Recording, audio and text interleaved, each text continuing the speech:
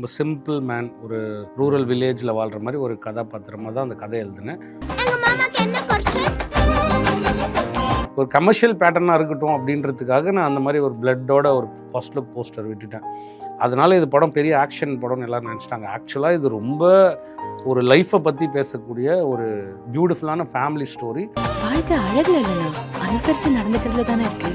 கேஸ்டிங்கை பொறுத்த வரைக்கும் அப்போ சேலமில் தான் ஆடிஷனும் பண்ணோம். அப்போ அங்கே நிறைய நாடக கலைஞர்கள் வந்து நிறைய பேர் வந்தாங்க சந்திக்க. அவங்களெல்லாம் மீட் பண்ணி பார்க்குறப்ப ரொம்ப சுவாரஸ்யமாக இருந்தது. பாவம் அவங்கெல்லாம்.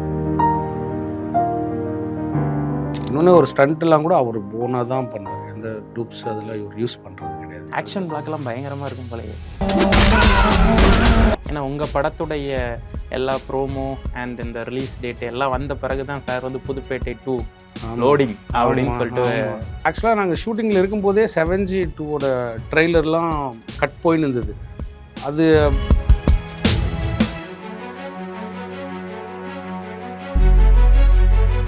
அதில் பாருங்கள், போன வருஷம் 285 படம் வந்திருக்கு. கிட்டத்தட்ட ஒரு 30 படம் தான் என்னமோ அவுட்ரைட் பண்ணியிருக்காங்க. ஸோ மிச்சம் 50 படம் பேப்பர் வியூவில் கூட இருக்கட்டும். அப்படின்னா 200 படம் வாங்கலை, பிஸ்னஸ் ஆகலை. இப்போ சுந்தர் சி சாராக காமெடி கமர்ஷியல் ஃபேமிலி. ஸோ அவர் நம்மளுக்கு ஒர்க் ஆகுது. ஒரு படம் அன்பே சிவம்னு எடுத்தார், யாருமே அவர் கண்டுக்கல.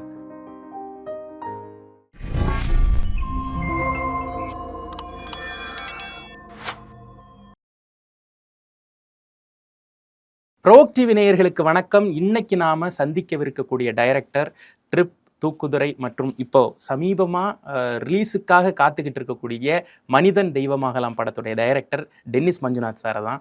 வணக்கம் சார், எப்படி இருக்கீங்க? வணக்கம் சார், நல்லா இருக்கேன். நீங்கள் நல்லா இருக்கீங்க? நலம் சார். சார், இப்போது பரபரப்பாக பேசப்படுது, செல்வராகவன் சார் வந்து மறுபடியும் ஹீரோவாக நடிக்கிறாரு அப்படிங்கிற ஒரு அந்த எதிர்பார்ப்பு மக்கள் மத்தியில் உங்கள் படம் மனிதன் தெய்வமாகலாம் குறித்து பரபரப்பாக பேசப்பட்டு இருக்கு. இந்த தருணம் எப்படி இருக்குது சார்? ரொம்ப சந்தோஷமாக இருக்குது. ஏன்னா ஒரு ஃபஸ்ட் ரெண்டு காமெடி படமாக பண்ணேன். இது ரொம்ப சீரியஸான படம். ப்ளஸ் ஒரு பேஸ்டான ஒரு ட்ரூ ஸ்டோரியை வச்சு பண்ணியிருக்கேன். அதில் செல்வராகவன் சார் லீடாக பண்ணியிருக்கிறது ஒரு ஸ்பெஷல். ஸோ அதனால் இது ரொம்ப ஸ்பெஷலான படம் தான். சந்தோஷமாக இருக்குது. சார், இப்போது இன்னைக்கு தேதிக்கு நம்ம ரொம்ப ஓப்பனாக ஃப்ராங்காக பேசுவோம். ஓகே, ஹீரோஸ் கிட்ட கால் ஷீட் வாங்குறது பெரிய விஷயம், குதிரைக்கொம்பு. ஆமாம்.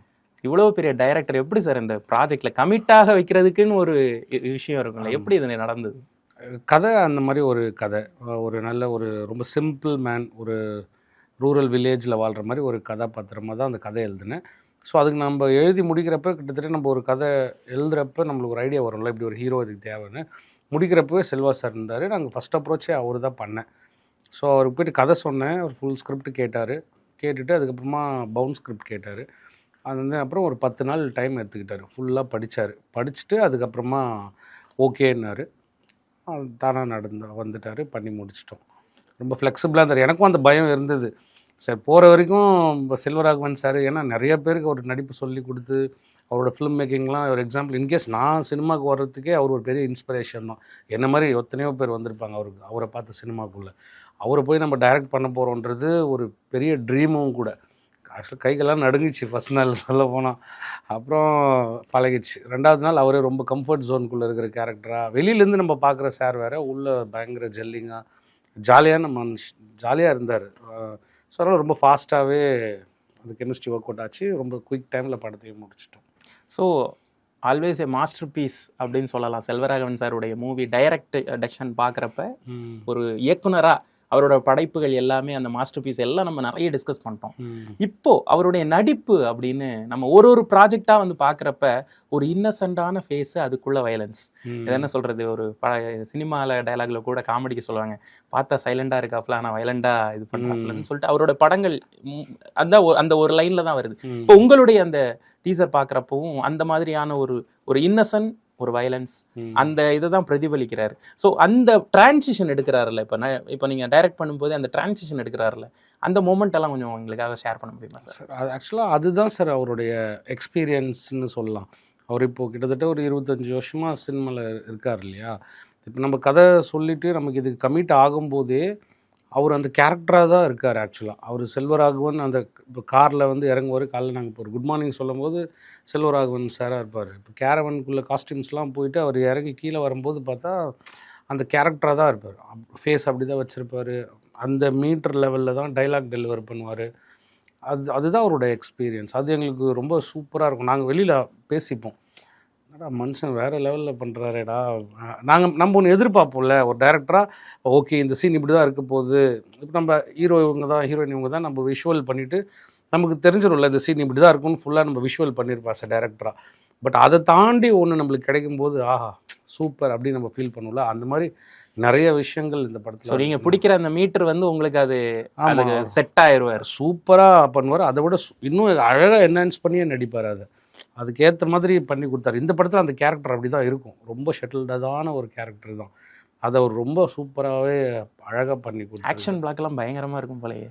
இல்லை, படத்தில் ஆக்சுவலாக இது வந்து போஸ்டர் நான் அப்படி விட்டுட்டணும்னு ரொம்ப ஃபீல் பண்ணிட்டேன். ஃபஸ்ட்டு போஸ்டர் சரி ஓகே ஒரு கமர்ஷியல் பேட்டர்னாக இருக்கட்டும் அப்படின்றதுக்காக நான் அந்த மாதிரி ஒரு பிளட்டோட ஒரு ஃபஸ்ட் லுக் போஸ்டர் விட்டுட்டேன். அதனால் இது படம் பெரிய ஆக்ஷன் படம்னு எல்லோரும் நினச்சிட்டாங்க. ஆக்சுவலாக இது ரொம்ப ஒரு லைஃப்பை பற்றி பேசக்கூடிய ஒரு பியூட்டிஃபுல்லான family story. And more over after கல்யாணத்துக்கு அப்புறமா ஒரு ஹஸ்பண்ட் அண்ட் ஒய்ஃபோட லவ் ஸ்டோரி தான் இந்த படமே. படத்தில் நிறைய குட்டி பசங்க ரொம்ப ஜாலியான ஒரு கேரக்டராக தான் வாழ்வாங்க. குடும்பம் கண்டிப்பாக இது ஃபேமிலிக்காக தான் இந்த படமே எடுத்திருக்கும். மோர் ஓவர் இது வந்து ஒரு உண்மையான ஒரு இடத்துல நடந்த ஒரு கதையை பார்த்து இன்ஸ்பயர் ஆகிட்டு அதை வச்சு நான் கொஞ்சம் ஸ்க்ரீன் ப்ளே பண்ணி எழுதியிருக்கேன். அதனால் எல்லோரும் இது பார்க்க வேண்டிய படம். இது வந்து அந்த மாதிரி வயலன்ஸ் ஃபிலிம் அப்படிலாம் இல்லை. ஒரே ஒரு சண்டை காட்சி இருக்குது கிளைமேக்ஸில். அது ஏன் அப்படின்றது தான் ஃபஸ்ட்லேருந்து வர ஒரு நம்மளோட ஸ்க்ரீன் ப்ளே கதை. ஸோ இந்த ஒட்டுமொத்த இந்த ஜேர்னி இருக்குல்ல சார், ஒரு இவ்வளோ பெரிய ஒரு டைரக்டரை வந்து நம்ம வந்து ஒரு ஹீரோவாக டைரக்ட் பண்ணி இன்றைக்கி ஒரு படத்தையும் வந்து ரிலீஸ்க்காக கொண்டு வந்திருக்கீங்கிறப்ப இந்த ஜேர்னியில் நீங்கள் புரிஞ்சுக்கிட்ட ஒரு விஷயம், ஒரு இயக்குனராக நீங்கள் ஒரு ஜேர்னியில் இருப்பீங்க, ஒரு ஃபேஸ் ஆஃப் உங்களுக்கு ஒரு டிரான்ஸ்ஃபர்மேஷன் கிடச்சிருக்கும்ல. ஆக்சுவலாக நான் நிறையவே கற்றுக்கிட்டேன். ஏன்னா முதல்ல 2 படம் நான் ஃபஸ்ட்டு என்டர்டெயின்மெண்ட் சினிமானா என்னென்னா நான் எப்படி ஃபீல் பண்ணேன்னா, எல்லோரும் ஏற்கனவே வாழ்க்கையில் நொந்து போய் வெறுத்து போய் சுற்றிக்கிட்டு இருக்கிறாங்க. ஸோ எல்லாருக்கும் வந்து ஒரு 200 ரூபான்றது ஒரு ரொம்ப வேல்யூபிளான காசு. அதை எடுத்துன்னு வந்து நம்மளை நம்பி தியேட்டருக்குள்ளே வராங்கன்னா சந்தோஷமாக ஜாலியாக இருந்துட்டு போட்டோமே, எதுக்கு இங்கேயோ உட்கார வச்சு கருத்து சொல்லிக்கிட்டு அப்படின்னு நினைக்கிற ஆள் நான். ஆனால் நீங்கள் எடுத்து பார்த்தா நிறையா சில கருத்து சொல்கிற ஃபிலிம்ஸையும் பார்க்குறாங்க, கொண்டாடுறாங்க. அண்டு சில தேவையான விஷயம்னா அதை எடுத்துக்கும் செய்கிறாங்க. அதனால் நான் காமெடியிலேருந்து ஷிஃப்ட் ஆகி இதுக்கு வரலாம் அப்படின்னு பிளான் பண்ணி இந்த மாதிரி ஒரு கதையை பண்ணேன். ஸோ அது எனக்கு ஒரு நல்ல எக்ஸ்பீரியன்ஸ் தான். ஸோ எங்கே நம்ம மிஸ் பண்ணுறோம் அதை அப்படின்றத நான் கற்றுக்கிட்டு இப்போ இந்த மாதிரி ஒரு கதையை ரைட் பண்ணியிருக்கேன்.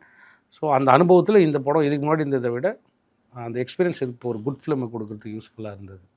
சார், மற்ற நடிகர்கள் இந்த டோட்டல் க்ரூ ரொம்ப வித்தியாசமாக செலக்ட் பண்ணிருக்கீங்களா சார்? ஏன்னா குஷி ரவி மேம் எல்லாம் வந்து பார்த்தீங்கன்னா இப்போ பார்க்குறோம் நம்ம கப்பிள் ஃப்ரெண்ட்லி, அதுக்கு முன்னாடி தியா, ரொம்ப பேன் இந்தியாவில் நல்லா அறியப்பட்ட ஒரு நடிகை. ஆனால் ஃபஸ்ட் டைம் தமிழ் பண்ணுறாங்க. இதுதான் ஃபஸ்ட் டைம் தான் டெபியூவாக லான்ச் பண்ணுறோம் தமிழில். சேம் நீங்கள் சொன்ன அதே தியா ஃபிலிம் லாக்டவுனில் வந்து நல்ல ஒரு ரவுண்டு வந்தது அது இந்தியா ஃபுல்லாக. ஸோ அதனால் அந்த படம் பார்த்து அப்போவே பயங்கர இம்ப்ரெஸ்டாக இருந்தோம். அதுக்கப்புறம் நாங்கள் வந்து தமிழில் வந்து அடிபொலின்னு ஒரு சாங் ஒன்று பண்ணியிருந்தோம். அதில் அவங்க தான் ஹீரோயினாக பண்ணியிருந்தாங்க. ஸோ அப்போ அவங்கள எனக்கு பழக்கம். ஸோ அது மூலிமா இந்த படத்தில் திரும்ப அகெயின் நான் எழுதி முடிச்ச அப்புறம் கேட்டேன். ஸோ அப்புறம் அவங்க கதை கேட்டாங்க. அவங்கள எனக்கு ரொம்ப கம்ஃபர்டபுளாக இருக்கும், இந்த கதைக்கு கரெக்டாகவும் இருக்கும் அப்படின்னு ஃபீல் ஆச்சு. கதை கேட்டோன்னே அவங்க ஓகேன்னு சொல்லிட்டாங்க. அப்புறம் சதீஷ்ன்னு சொல்லி அவர் தான் படத்தோட ப்ரொடியூசரு. அவர் ஆக்சுவலாக ப்ரொடியூசர் கிடையாது, ஒரு ஆக்டர் அவர். ஸோ யதார்த்தமாக ப்ரொடியூசர் ஆகிட்டார். இதில் அவர் வந்து ஒரு பெரிய செல்வராகவனுக்கு ஒரு மாமா கேரக்டராக இருக்கார். அப்போ செல்வராகவனுக்கு ஒரு அக்கா கேரக்டரு, கொஞ்சம் எஸ்டாப்ளிஷ்டாக நடிக்கிற மாதிரி ஆள் வேணும், கொஞ்சம் பழைய ஆள் யாருன்னா பிடிக்கலாம் அப்படின்னும் போது கௌசல்யா மேடம்னு பிடிச்சி அவங்கக்கிட்ட கதை சொன்னேன். அவங்களும் ரொம்ப இன்ட்ரெஸ்டடாக லாங் டைமில். ஆமாம், லாங் டைம். அவங்களும் ஒரு கம்பேக் தான், கிட்டத்தட்ட ஒரு இன்ட்ரொடக்ஷன் செகண்ட் இன்ட்ரொடக்ஷன் மாதிரி தான் வராங்க. அது நல்லா செம கம்ஃபர்டபுள். அவங்களும் ஃபுல் டைம் நல்லா கோஆப்ரேட் பண்ணிட்டோம்.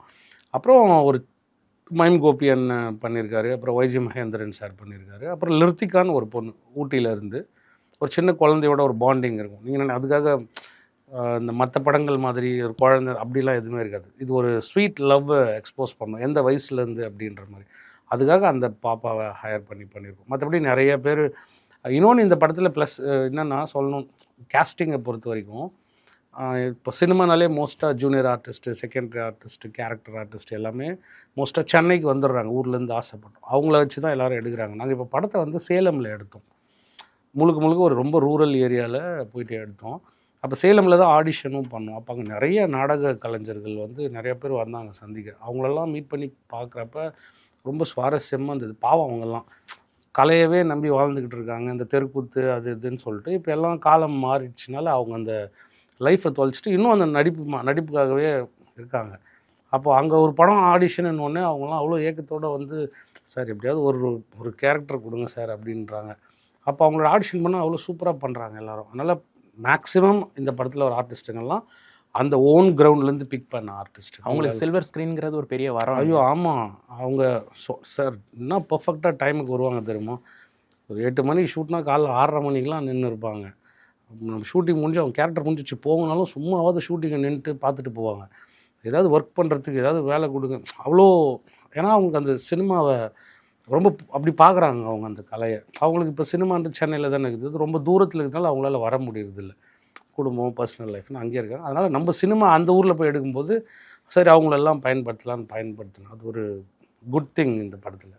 படத்தோட டைட்டில் மனிதன் தெய்வமாகலாம் கொஞ்சம் வித்தியாசமா இருக்கே சார். இந்த மாதிரி ரொம்ப குரூஷியலான இல்லை கொஞ்சம் வித்தியாசமான டைட்டில்லாம் வைக்க டைரக்டர்ஸ் கொஞ்சம் யோசிப்பாங்க. ஆமாம், நீங்க படத்துடைய கருவையே அதில் கொண்டு வந்துட்டீங்க. ஆமாம், நான் முதலே சொன்ன மாதிரி இது வந்து நம்ம ஒரு உண்மை சம்பவத்தை தழுவி தான் எடுத்திருக்கேன். Based on true story. ஒரு ட்ரூ ஸ்டோரி. மொத்தமாக அந்த ட்ரூ ஸ்டோரியில் ஒரு கதையோட கருவை மட்டும் ஒரு நியூஸை பார்த்து அதுலேருந்து இம்ப்ரெஸ் ஆகி எடுத்தேன்.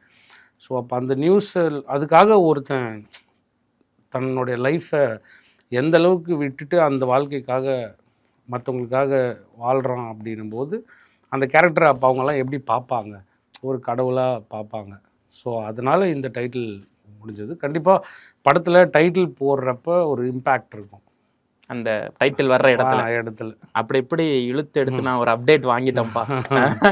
அந்த டைட்டில் போடுற இடத்துல ஒரு ட்விஸ்ட் இருக்குன்றீங்க. இம்பேக்ட் இருக்கும், ஒரு நல்ல ஒரு ஃபீல் இருக்கும் உங்களுக்கு. ஓகே எஸ் வர்த்தான டைட்டில் அப்படின்னு ஃபீல் ஆகும். ஸோ செல்வராகவன் சாருடைய அடுத்த சம்பவம்னு சொல்லலாம் இந்த படத்தை. கண்டிப்பாக ரொம்பவே சூப்பராக பண்ணியிருக்காரு. அதனால் அவர் இஸ் வெரி.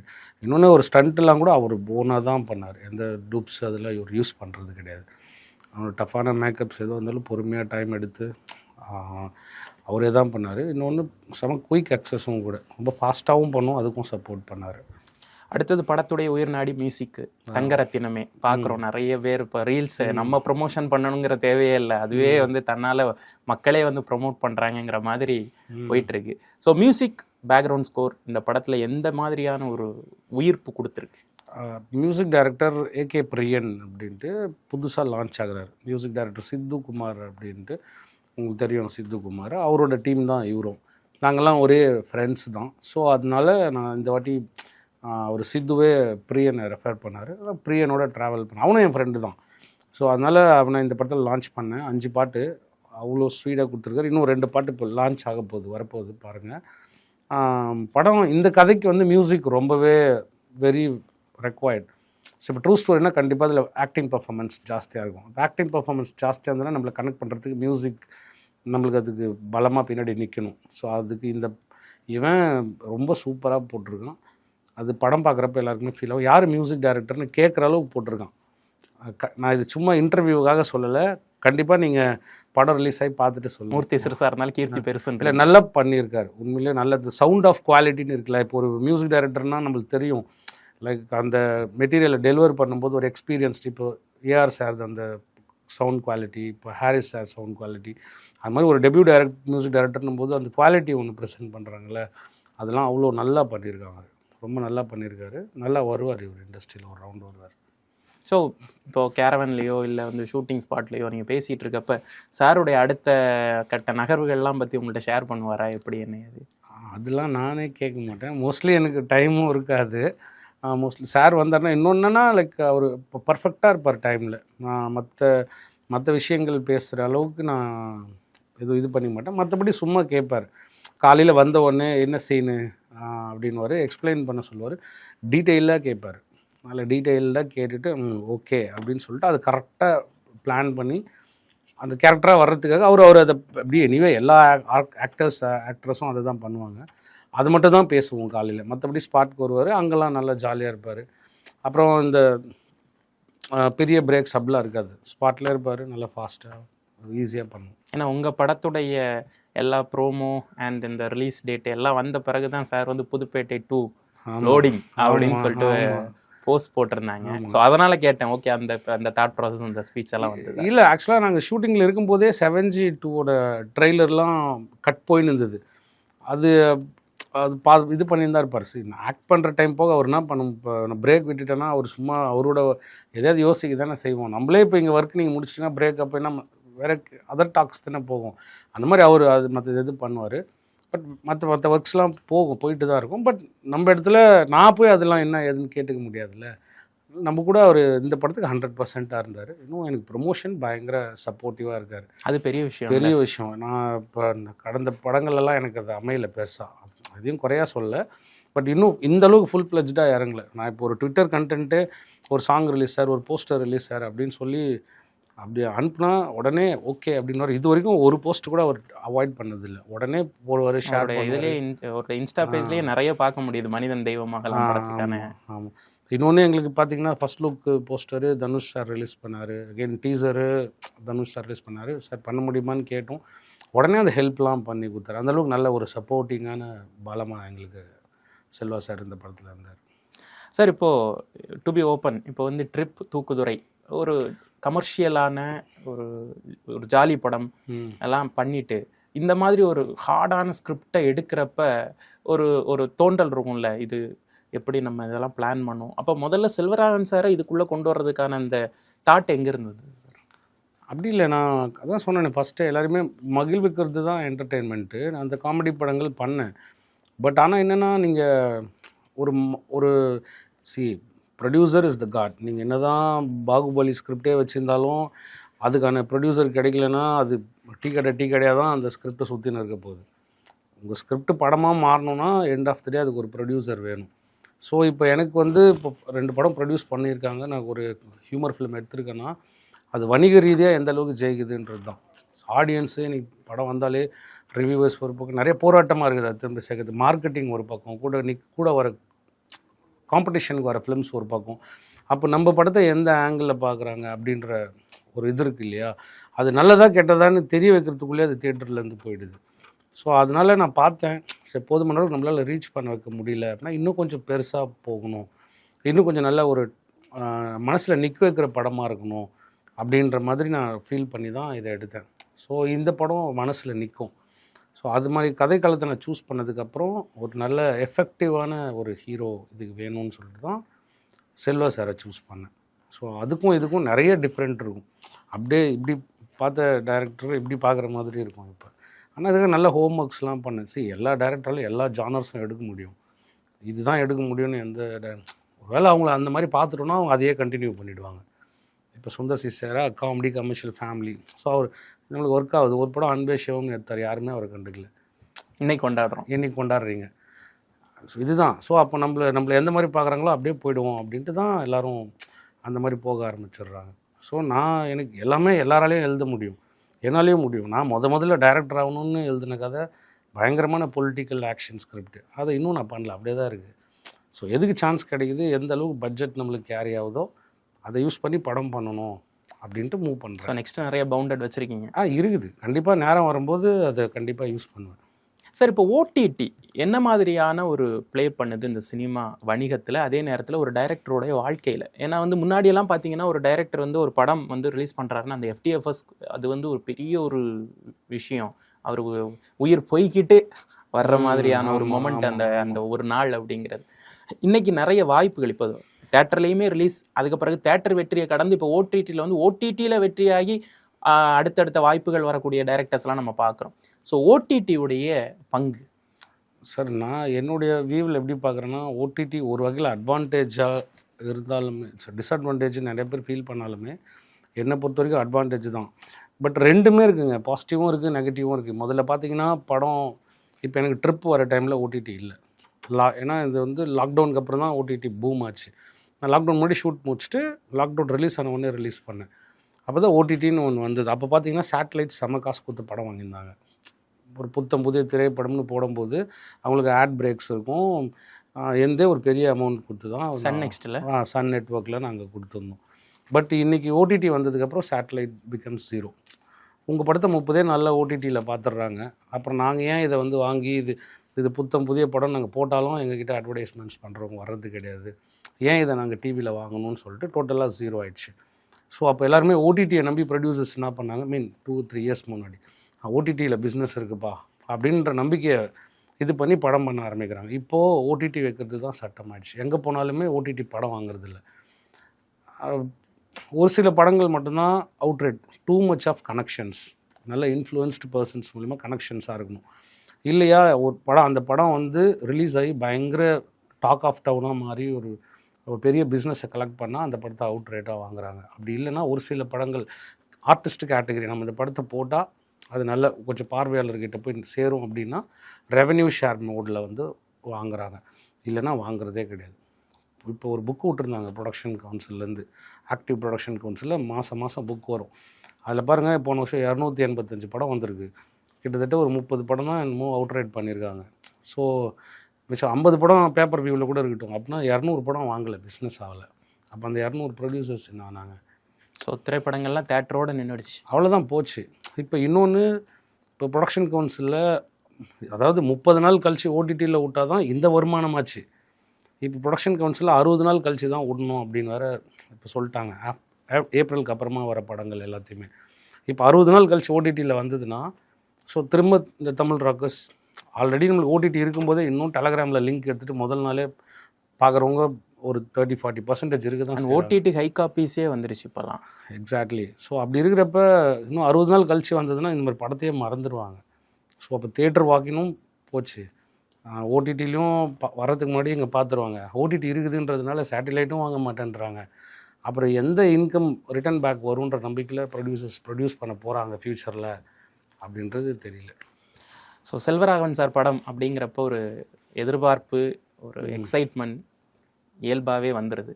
நீங்கள் ரசிகர்களுக்கு இந்த படத்துடைய டைரக்டராக இந்தந்த விஷயமெல்லாம் கண்டிப்பாக இந்த படத்தில் இருக்கும்னு நீங்கள் ஒரு உத்தரவாதம் கொடுக்கணும்ல? ஆமாம். இல்லை, இந்த படம் ஏன் பார்க்கணும் அப்படின்னா, ஃபர்ஸ்ட் ஆஃப் ஆல் இப்போ எலெக்ஷன் வரப்போகுது. ஸோ எல்லாருமே எலெக்ஷனுக்கு முன்னாடி இந்த படத்தை கண்டிப்பாக பார்க்கணும். ஏன்னா இது நம்ம ஊரில் நடந்த ஒரு விஷயந்தான், நடந்துக்கிட்டு இருக்கிற விஷயந்தான். இன்னும் இது நமக்கு தேவைப்படுற ஒரு விஷயந்தான். நம்ம குறிப்பாக உமென்ஸ் எல்லாருமே ஃபேமிலியாக உமென்ஸுங்க எல்லாருமே கண்டிப்பாக பார்க்க வேண்டிய ஒரு படம். அண்ட் மோர் ஓவர் ஒரு லைஃபுக்குள்ளே ஒரு கணவனும் மனைவியும் எப்படி இருக்கணும் அப்படின்ற ஒரு விஷயம், நம்ம பண்ணுற ஒரு சின்ன மிஸ்டேக் நம்ம லைஃப்பை எந்த அளவுக்கு மாற்றோம் அப்படின்றதையும் நம்ம இதில் சொல்லியிருக்கோம்.